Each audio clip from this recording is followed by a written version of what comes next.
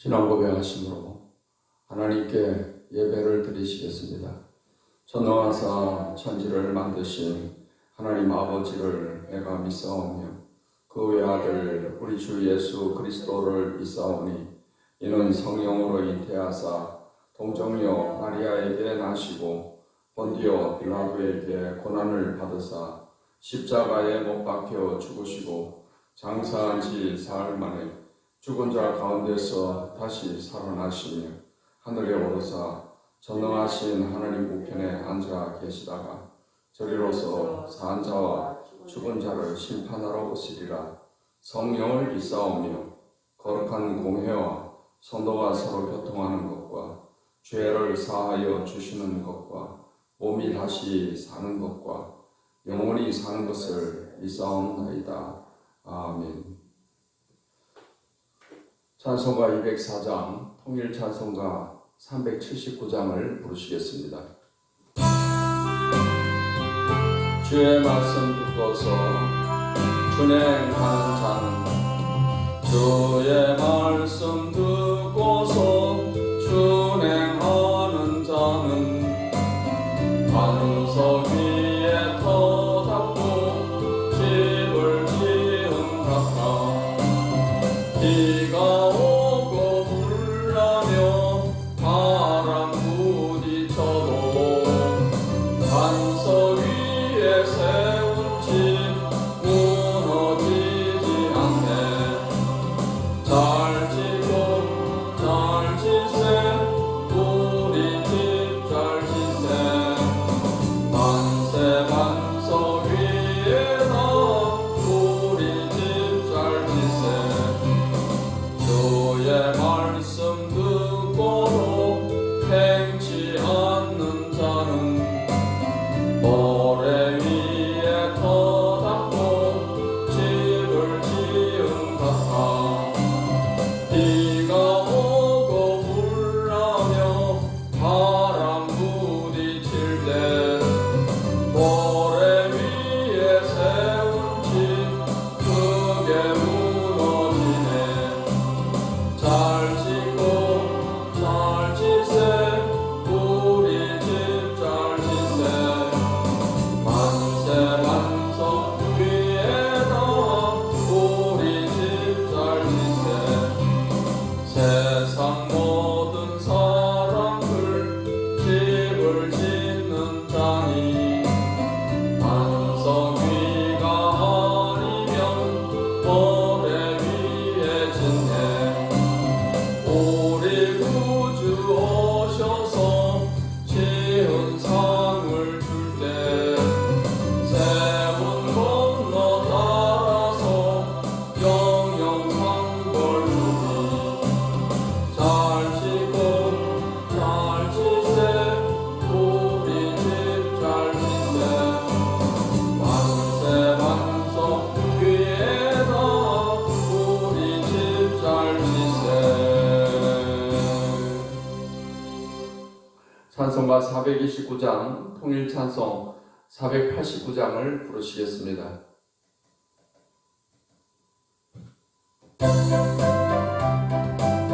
세상 모든 풍파 너를 흔들어. 세상 모든 풍파 너를 흔들어. 약한 마음 낙심하게 될 때에 내려주신 주의 복을 세워라. 주의 크신 복을 네가 알리라. 받은 복을 세어보아라. 크신 복을 네가 알리라. 받은 복을 세어보아라. 주의 크신 복을 네가 알리라. 세상 근심 걱정 너를 두고 십자가를 등에 지고 나갈 때 주가 내게 주신 복을 세어라. 두려움 없이 항상 찬송하리라. 받은 복을 세어보아라. 크신 복을 네가 알리라.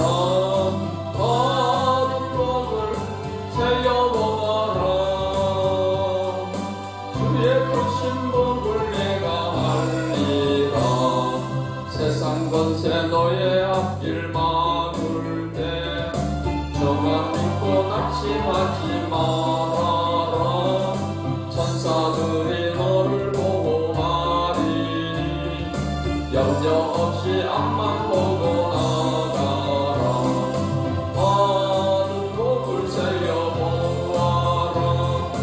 거친 복을 네가 알리라. 받은 복을 세려보아라. 주의 크신 복을 내가 알리라. 하나님의 말씀, 신약성경 마가복음 4장 말씀을 보시겠습니다. 마가복음 4장 말씀을 읽겠습니다.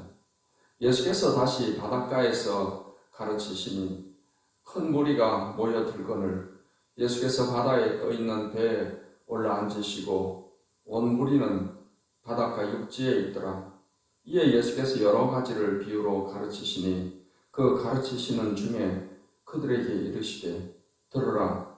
씨를 뿌리는 자가 뿌리러 나가서 뿌릴새 더러는 길가에 떨어지매 새들이 와서 먹어버렸고 더러는 흙이 얕은 돌밭에 떨어지매 흙이 깊지 아니하므로 싹이 나오나 해가 돋은 후에 타서 뿌리가 없으므로 말랐고 더러는 가시떨기에 떨어지매 가시가 자라 기온을 막음으로 결실하지 못하였고 더러는 좋은 땅에 떨어지매 자라 무성하여 결실하였으니 30배나 60배나 100배가 되었느니라 하시고 또 이르시되 들을 귀 있는 자는 들으라 하시니라.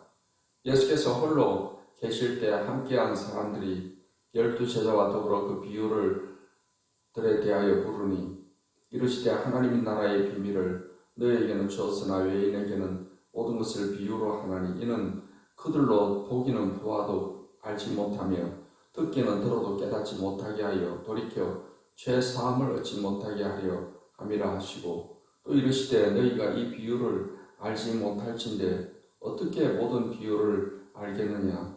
뿌리는 자는 말씀을 뿌리는 것이라. 말씀이 길가에 뿌려졌다는 것은 이들을 가리킴이니 곧 말씀을 들었을 때 사탄이 즉시 와서 그들에게 뿌려진 말씀을 빼앗는 것이요 또 이와 같이 돌밭에 뿌려졌다는 것은 이들을 가리킴이니 곧 말씀을 들을 때 즉시 기쁨으로 받으나 그 속에 뿌리가 없어 잠깐 견디다가 말씀으로 인하여 환난이나 박해가 일어나는 때에는 곧 넘어지는 자요 또 어떤 이는 가시떨기에 뿌려진 자니 이들은 말씀을 듣기는 하되 세상의 염려와 재물의 유혹과 기타 욕심이 들어와 말씀을 막아 결실하지 못하게 되는 자요 좋은 땅에 뿌려졌다는 것은 곧 말씀을 듣고 받아 30배나 60배나 100배의 결실을 하는 자니라.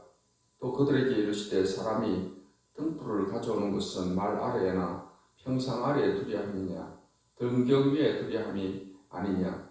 드러내려 하지 않고는 숨긴 것이 없고 나타내려 하지 않고는 감추인 것이 없느니라.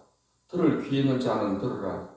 또 이르시되 너희가 무엇을 듣는가 스스로 삼가라. 너희의 헤아리는 그 헤아림으로 너희가 헤아림을 받을 것이며 더 받으리니 있는 자는 받을 것이요 없는 자는 그 있는 것까지도 빼앗기리라. 또 이르시되 하나님의 나라는 사람이 씨를 땅에 뿌린과 같으니 그가 밤낮 자고 깨고 하는 중에 씨가 나서 자라되 어떻게 그리 되는지를 알지 못하느니라. 땅이 스스로 열매를 맺되 처음에는 싹이요 다음에는 이삭이요 그 다음에는 이삭이 충실한 곡식이라. 열매가 익으면 그 낫을 되나니 이는 추수 때가 이르렀습니다. 또 이르시되 우리가 하나님의 나라를 어떻게 비교하며 또 무슨 비유로 나타낼까. 겨자씨 한 알과 같으니 땅에 심길 때에는 땅 위에 모든 씨보다 작은 것이오되 심긴 후에는 자라서 모든 풀보다 커지며 큰 가지를 내나니 공중의 새들이 그 그늘에 깃들일 만큼 되느니라. 예수께서 이러한 많은 비유로 그들이 알아들을 수 있는 대로 말씀을 가르치시되 비유가 아니면 말씀하지 아니하시고 다만 혼자 계실 때 그 제자들에게 모든 것을 해석하시더라. 그날 저물 때 제자들에게 이르시되 우리가 저편으로 건너가자 하시니 그들이 무리를 떠나 예수를 배에 계신 그대로 모시고 가매 다른 배들도 함께 하더니 큰 광풍이 일어나며 물결이 배에 부딪혀 들어와 배에 가득하게 되었더라. 예수께서는 고물에서 베개를 베고 주무시더니 제자들이 깨우며 이르되 선생님이여 우리가 죽게 된 것을 돌보지 아니하시나이까 하니 예수께서 깨어 바람을 꾸짖으시며 바다더러 이르시되 잠잠하라 고요하라 하시니 바람이 그치고 아주 잔잔하여지더라. 이에 제자들에게 이르시되 어찌하여 이렇게 무서워하느냐 너희가 어찌 믿음이 없느냐 하시니 그들이 심히 두려워하여 서로 말하되 그가 누구이기에 바람과 바다도 순종하는가 하였더라. 아멘. 기도하겠습니다. 하나님 오늘 또 복된 날 좋은 날 주셔서 감사합니다. 하나님 말씀으로 이 시간에도 새 힘을 다하시고 은혜를 다하시고 믿음을 더하여 주시옵시며 이 악한 세상을 말씀 붙잡고 또 성령 충만해서 승리하며 살아가는 우리 성도들이 다 되게 해 주시옵소서. 말씀을 들을 때 성령께서 항상 우리를 진리 가운데로 인도해 주시옵소서. 예수님의 이름으로 기도하옵나이다. 아멘. 마가복음 4장 말씀은 씨 뿌리는 비유와 또 풍랑을 잠잠케 하시는 그런 내용이 기록이 되어 있습니다. 예수님께서 바닷가에서 사람들을 가르치시는데 예수님은 그날의 비유로 말씀을 하셨습니다. 예수님께서 이제 씨 뿌리는 자의 비유를 통해서 네 가지 밭에 씨가 뿌려지는 것에 대해서 말씀을 하셨습니다. 그래서 1절부터 20절까지의 말씀은 이 씨 뿌리는 비유에 관한 말씀입니다. 어떤 농부가 이제 씨를 뿌리러 나가서 뿌리는데 어떤 씨앗은 길가에 떨어지고 어떤 씨앗은 흙이 얇은 돌밭에 떨어지고 또 어떤 씨앗은 가시떨기에 떨어지고 어떤 씨앗은 좋은 땅에 떨어졌다 하십니다.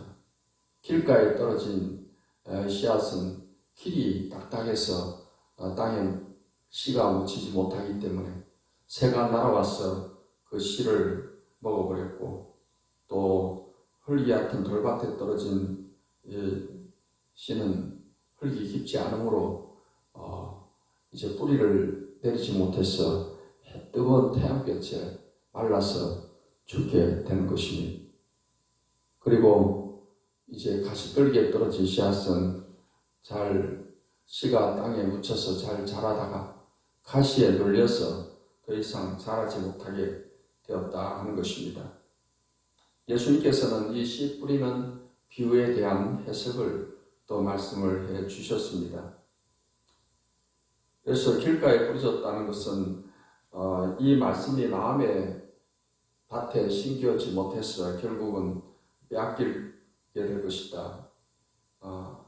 새가 날아와서 그 씨를 먹는 것으로 빼앗기게 되는 것입니다. 돌밭에 뿌려졌다는 것은 말씀을 들었을 때 즉시 기쁨으로 받지만은 그 속에 뿌리가 없어서 잠깐 견디다가 뜨거운 태양이 남에 말라버리던 것처럼 환란이나 핍박이나 박해가 있음으로 인해서 그 씨가 결국 뿌리를 내리지 못하고 이제 죽게 되는 것을 말하는 것이다 했습니다. 가시떨기에 떨어졌다는 것은 세상의 염려와 재물의 유혹과 기타 욕심 등의 이 가시로 인해서 더 이상 이제 막혀서 자라지 못하고 결실하지 못하게 되는 것을 말하는 것임을 말씀하십니다. 좋은 땅에 부러졌다는 것은 이 말씀을 듣고 받아서 30배, 60배, 100배 결실을 얻게 되는 것이다 라고 말씀을 하십니다. 그리고 이제 예수님께서는 26절부터 보면은 씨앗이 자라서 크게 번성하는 것처럼 하나님 나라가 그러하다라고 말씀하십니다. 겨자씨 비유에 대한 말씀을 또 하십니다.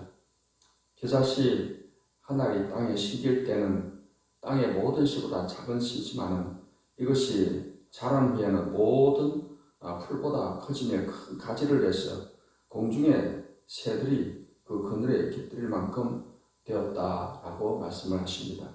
34절에 예수께서 이러한 많은 비유로 그들이 알아들을 수 있는 대로 말씀을 가르치시되 비유가 아니면 말씀하지 아니하시고 다만 혼자 계실 때 그 제자들에게 모든 것을 해석하시더라 했습니다.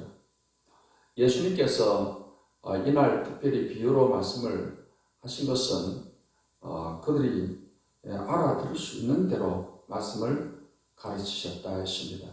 비유를 사용하시는 것은 하나님 나라의 말씀을 좀 더 알아듣기 쉽게 하기 위해서 일상생활의 여러 가지 예를 들어서 비유적으로 표현을 하신 것입니다. 예수님께서는 마태복음 13장에서 같은 평행장인데 여기에서 비유로 말씀하신 이유를 좀 더 자세히 말씀을 하고 있습니다. 예수님이 비유로 말씀하신 것은 당시에 저희라는 그들이라는 사람들이 마음이 완악해서 하나님 말씀을 또 듣기에 둔하고 보지 못하고 하는 그런 완악한 마음 상태를 가지고 있었기 때문에 그들이 어떻게 하면 알아들을 수 있게 하려고 예수님이 비유로 말씀을 하셨다는 것입니다. 그럼에도 그들이 알아듣지 못하는 것은 마치 이사야 선지자가 예언한 대로 이사야 시대 사람들이 깨닫지 못하고 듣지 못하고 하나님께 나오기를 아예 두려워할 정도로 하나님께 나오기를 싫어하는 그러한 완악한 마음을 가지고 있었기 때문에 비유를 말씀을 해도 하나님 말씀을 깨닫지 못하게 된다는 것입니다. 하나님 나라의 어떤 교훈을 아무리 비유로 쉽게 이야기한다 하더라도 하나님의 말씀을 깨닫기 위해서는 반드시 성령의 도우심이 필요합니다. 성령께서 우리의 마음눈을 밝혀주시고 듣는 길을 열어주셔서 하나님 말씀을 들을 수 있게 해주실 때 우리가 말씀을 깨닫게 되는 것입니다. 하지만 완악한 사람들이 말씀을 깨닫지 못하게 되는 것은 하나님의 성령에 그들을 완악한 상태로 버려두셨기 때문에 인간의 어떤 머리와 인간의 어떤 마음으로는 하나님 나라의 그 교훈을 깨달을 수가 없게 되는 것입니다. 이제 우리가 하나님 앞에 나와서 우리의 마음밭이 좋은 땅과 같은 마음밭이 되어져서 하나님 말씀을 우리가 아멘으로 받고 그 말씀을 우리가 순종하는 삶으로 나아가면 이것이 바로 좋은 땅과 같은 마음밭이 되는 것입니다. 모든 길가와 같이 딱딱한 그런 마음밭 또 그런 완악한 그런 마음밭을 우리가 회개하고 또 파헤쳐서 마치 부드러운 땅이 되듯이 우리의 마음밭이 또 부드럽게 되어지게 될 때 우리는 하나님 말씀을 아멘으로 받게 될 것입니다. 이 말씀을 통해서 이 말씀의 씨가 우리 마음밭에 심겨져서 자라게 될 때 30배, 60배, 100배로 하나님 나라 천국의 열매를 맺게 될 것입니다.